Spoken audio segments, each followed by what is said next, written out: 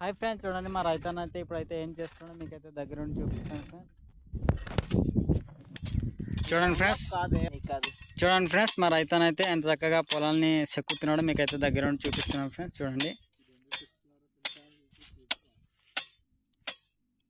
చూడండి ఫ్రెండ్స్, ఇదైతే పసుపులు ఎండబెట్టడానికి చెక్కుతున్నాడు.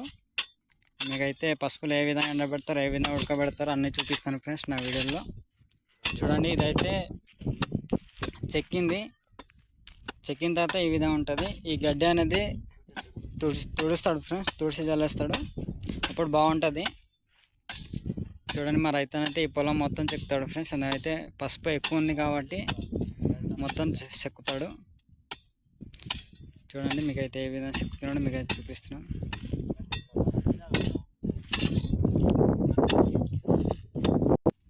చూడండి ఫ్రెండ్స్, దీని లోపల అయితే పసుపు ఉంది.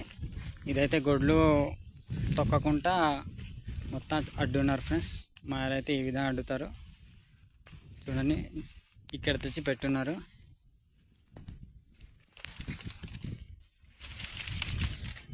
చూడండి ఫ్రెండ్స్, మా ఏరియా పసుపు ఈ విధంగా ఉంటుంది. మా ఏరియా అయితే 20 వేయారు.